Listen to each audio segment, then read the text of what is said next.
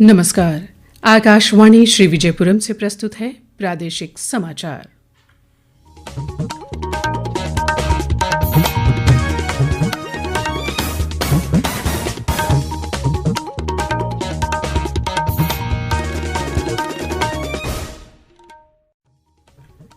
मुख्य समाचार।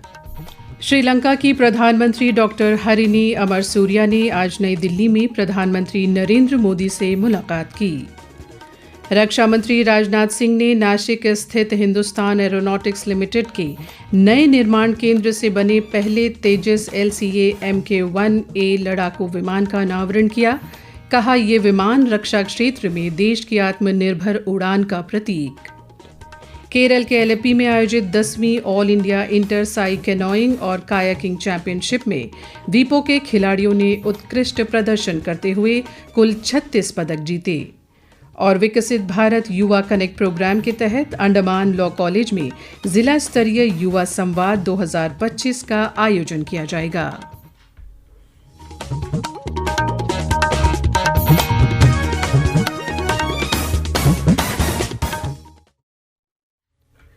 सांध्य समाचारों के साथ मैं तरन्नुम मोहम्मद।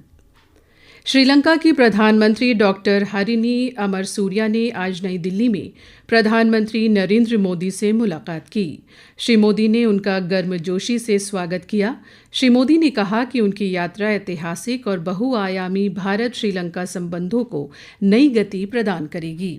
श्री मोदी ने इस वर्ष अप्रैल में अपनी श्रीलंका यात्रा का स्मरण किया। यात्रा के दौरान उन्होंने श्रीलंकाई राष्ट्रपति अनुरा कुमारा दिसानायका के साथ सहयोग के सभी क्षेत्रों पर उपयोगी चर्चा की थी। दोनों नेताओं ने शिक्षा, प्रौद्योगिकी, नवाचार, विकास, सहयोग और मछुआरों के कल्याण सहित कई क्षेत्रों में सहयोग को मजबूत करने के उपायों पर चर्चा की। प्रधानमंत्री मोदी ने दोनों देशों की साझा विकास यात्रा में साथ मिलकर काम करने की भारत की प्रतिबद्धता की पुष्टि की।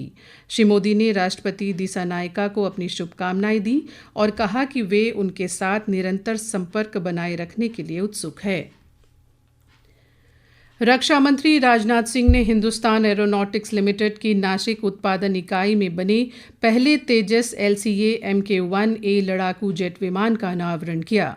इस अवसर पर रक्षा मंत्री ने STT-40 प्रशिक्षु विमान बनाने वाली इकाई का शुभारंभ किया। श्री सिंह ने नासिक डिवीजन में निर्मित सुकोई 30, LCA और STT-40 विमानों की सराहना की और कहा कि इनकी उड़ान रक्षा क्षेत्र में आत्मनिर्भरता की उड़ान है। आज हिंदुस्तान एरोनॉटिक्स लिमिटेड द्वारा निर्मित light combat aircraft mark 1A तेजस की 3rd प्रोडक्शन लाइन का उद्घाटन हो रहा है। इसके साथ ही STT-40 एयरक्राफ्ट की 2nd प्रोडक्शन लाइन का भी उद्घाटन हुआ है। इन दोनों प्रोजेक्ट्स को देश को समर्पित करते हुए मैं कहना चाहूंगा, मुझे बेहद खुशी हुई है। मैं HAL को और इस प्रोजेक्ट से जुड़े हुए हर व्यक्ति को मैं हृदय से बधाई देता हूं। सर्वोच्च न्यायालय ने डिजिटल अरेस्ट मामले को गंभीरता से लेते हुए केंद्र और केंद्रीय अन्वेषण ब्यूरो CBI से जवाब मांगा है। सर्वोच्च न्यायालय ने ऐसे मामलों का स्वतः संज्ञान लिया है जिनमें धोखेबाज कानून प्रवर्तन एजेंसियों या न्यायिक अधिकारियों का रूप धारण करके नागरिकों, विशेषकर वरिष्ठ नागरिकों को ठगी का शिकार बनाते हैं। यह कार्रवाई हरियाणा के अंबाला की 73 वर्षीय महिला की शिकायत पर की गई। महिला ने कहा कि धोखेबाजों ने सर्वोच्च न्यायालय के जाली आदेशों का इस्तेमाल कर उसे तथाकथित डिजिटल अरेस्ट में फंसाया और 1 करोड़ रुपए से अधिक की उगाही की।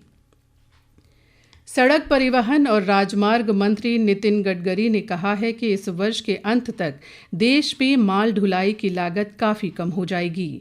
आज नई दिल्ली में एसोचैम के वार्षिक सम्मेलन को संबोधित करते हुए श्री गडकरी ने कहा कि फिलहाल देश में माल ढुलाई की लागत अमेरिका और चीन जैसे कुछ देशों से ज़्यादा है, जिससे निर्यातों पर असर पड़ता है।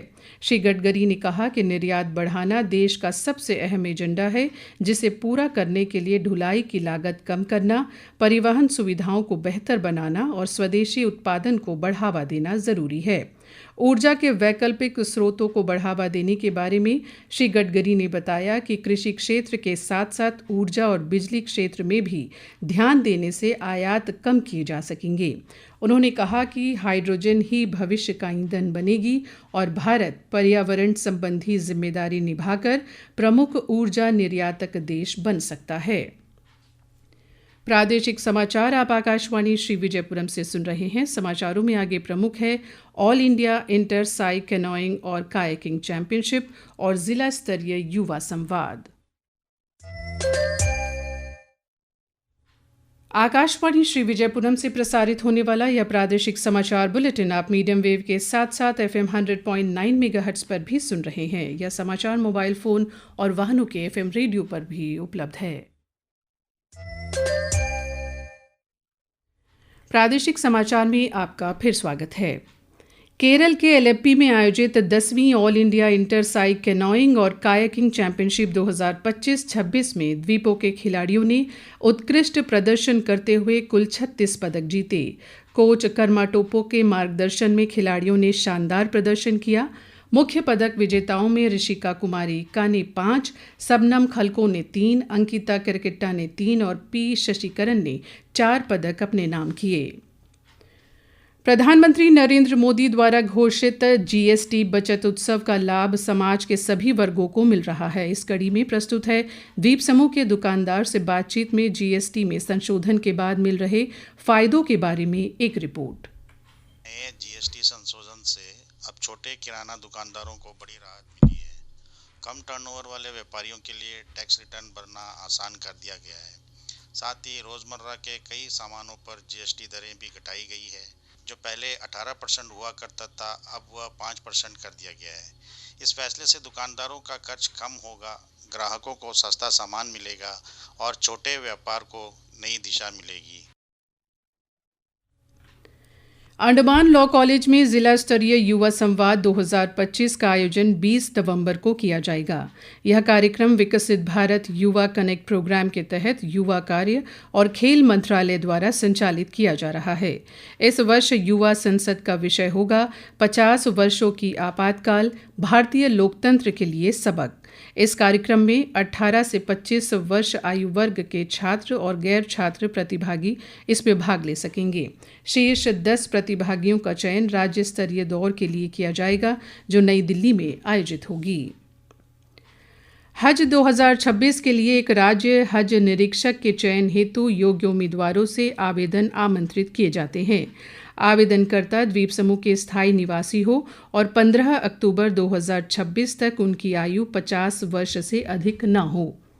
केंद्र या राज्य सरकार के समूह ए अधिकारी पात्र नहीं हैं। चयनित उम्मीदवार पर व्यय का 50% हज समिति ऑफ इंडिया तथा शेष 50% अंडमान और निकोबार द्वीप समूह राज्य हज समिति द्वारा वहन किया जाएगा। पूर्ण आवेदन पत्र एवं एनओसी सहित 15 नवंबर तक गोलघर स्थित राज्य हज समिति कार्यालय में जमा किया जा सकता है।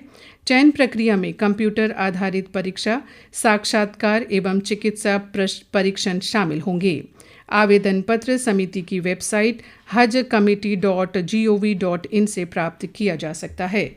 अधिक जानकारी के लिए राज्य हज समिति, समाज कल्याण निदेशालय, गोलघर से संपर्क किया जा सकता है।